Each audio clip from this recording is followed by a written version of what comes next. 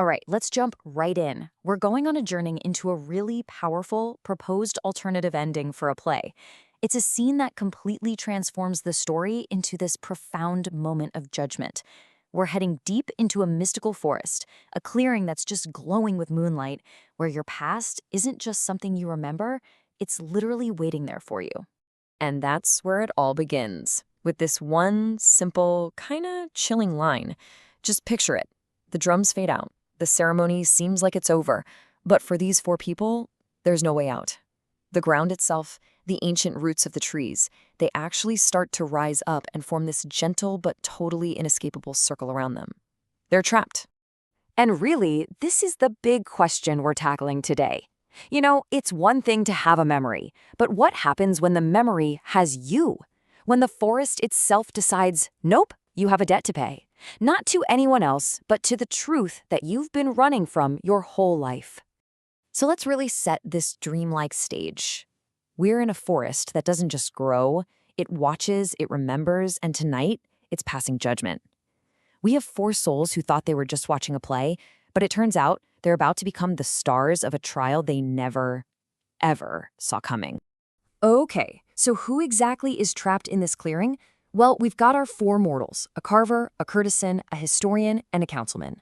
Then there's Aroni, the spirit guide, who's acting as this sort of judge. And then, get this, there's an audience within the play, two ghostly figures from history, and this mysterious, silent half-child, just sitting there, calm, somewhere between the world of the living and the dead. And here it is, the decree from Aroni himself. The spirit just lays it out, crystal clear. You've been shown a vision of your past lives, of the awful things done in your name. You got to sit back and just watch. But the forest wants more. It demands you participate. Watching, he says, is not enough. And this is where the tension really starts to build.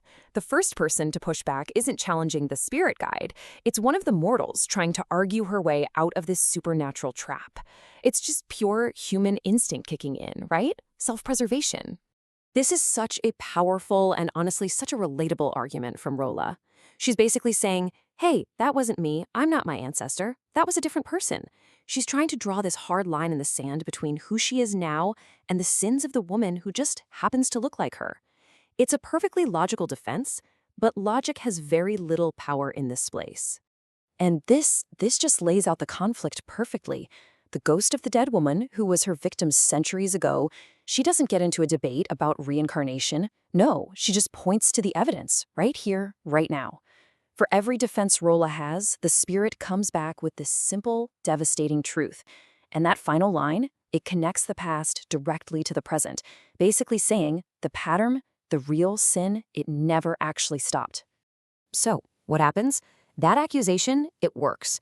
It completely shatters their denial. Suddenly, they stop arguing about the past, and they're forced to confront the really uncomfortable truths of their own lives, right now. This is the breaking point. This is where the real trial begins. And it's Rola who breaks first. But it's not some big, dramatic confession. It's quiet, almost whispered to herself. She doesn't admit to being a killer. She admits to something almost worse. A deep, profound indifference. A modern echo of her past self's cruelty. She finally sees the connection. Then it's Adenebi's turn, the historian. And his confession is just chillingly specific. See, in his past life, he falsified records for a king. And just last month, he did the exact same thing. It wasn't for royalty this time, but the act was identical. A small bureaucratic lie that ruins someone's life. The pattern just keeps repeating.